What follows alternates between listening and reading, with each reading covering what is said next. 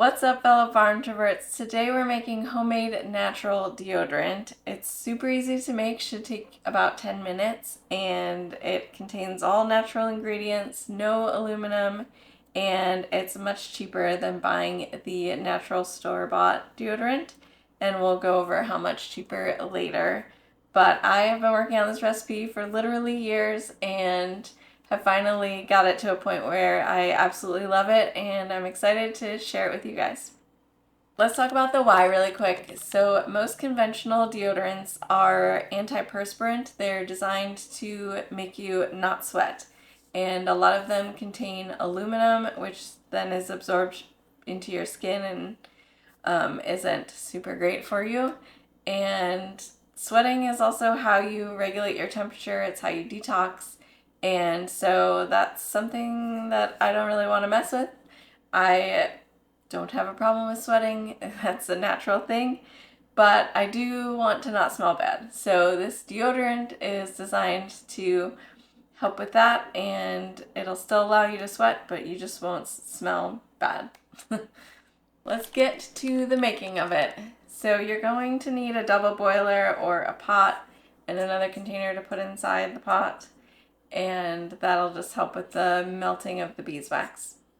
This is what I use to make the deodorant in, and anytime I make candles or something like that that has beeswax or some sort of wax, and that way I don't have to worry about cleaning it out super good because that's all that I really use it for. Go ahead and heat the water up on a low heat while you're adding ingredients to your container or pot. The first ingredient is fractionated coconut oil, or MCT oil. That one is super important. You cannot switch it with just normal coconut oil because normal coconut oil will melt at pretty low temperatures, like 70 something, I think.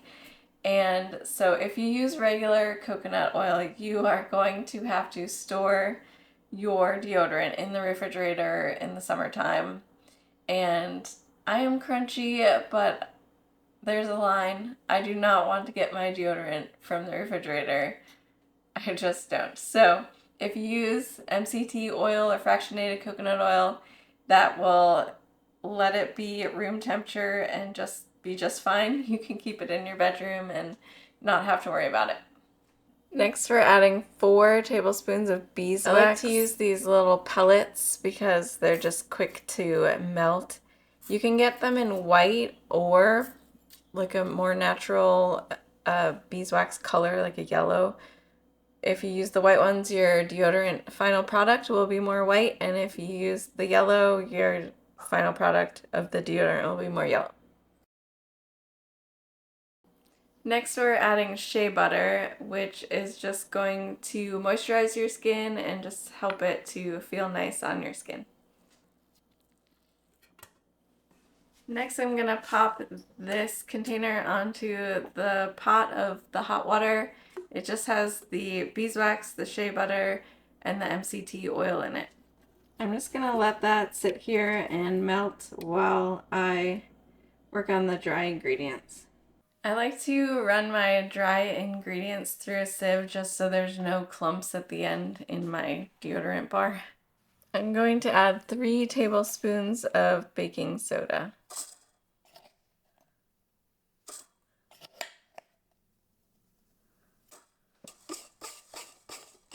Next, I'm going to add 6 tablespoons of cornstarch, and that's going to help to absorb some moisture and help with the odor control.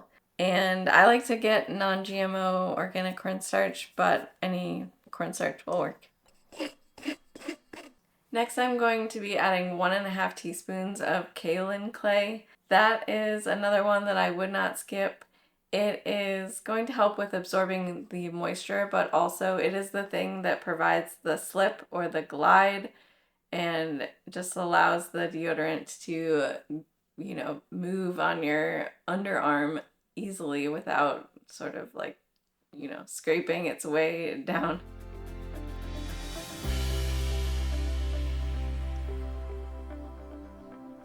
Alright, now I have my beeswax and oils all melted. I have my dry ingredients all mixed together. And I'm just going to combine the two.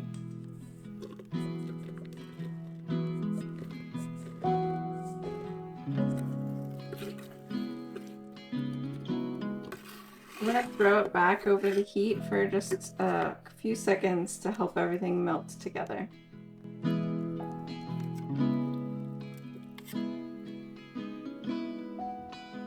If you use the white beeswax, then your mixture should look like a milky white right now.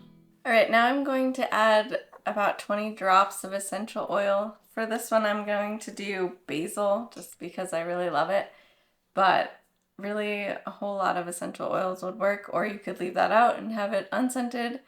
Lavender, all lavender would be great, or like a cedar wood, or mint, citrus, really anything that you enjoy you should use. Give it another stir and then add it to your containers. You're going to want to work pretty quickly because the mixture will start to harden pretty quick.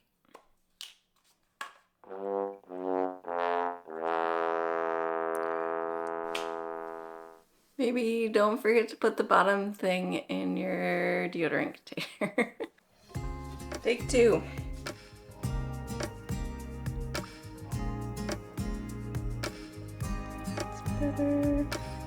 If everything hardens before you can get it all in there, then just pop it back on the stove and remelt it.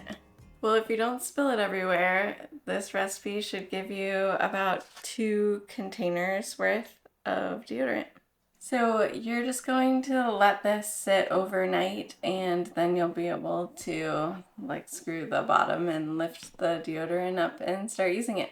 Let's go over some questions that people often have. Does it really work? Yes, for what it was designed to do. Like we talked about earlier, it's not made to prevent you from sweating completely, but it is meant to control the odor, which it does.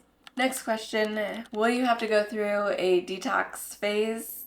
Maybe. If you've been using conventional deodorants for a good long while, then your body will have to adjust to sweating normally again and your body not suppressing that anymore.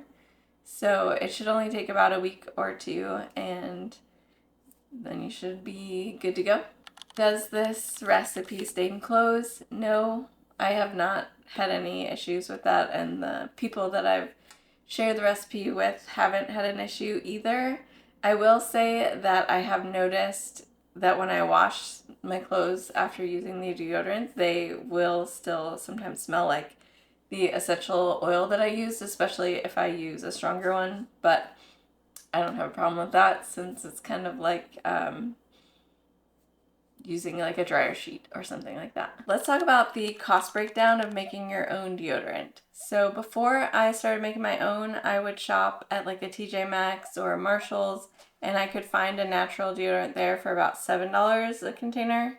One time I was desperate and I went into Target and then ended up with a $13 deodorant and that hurt my heart. So this is a much better deal, much cheaper to go this route. If you buy the container, it ends up being about $5 for this. So saving $2, but you could reuse an old deodorant container that you already have, or if you do have to buy one, you could just reuse this one over and over again.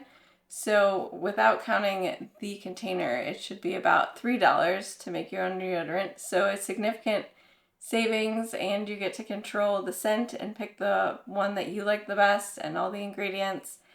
So let me know if you're going to try it or if you have any questions, and I'll see you next time.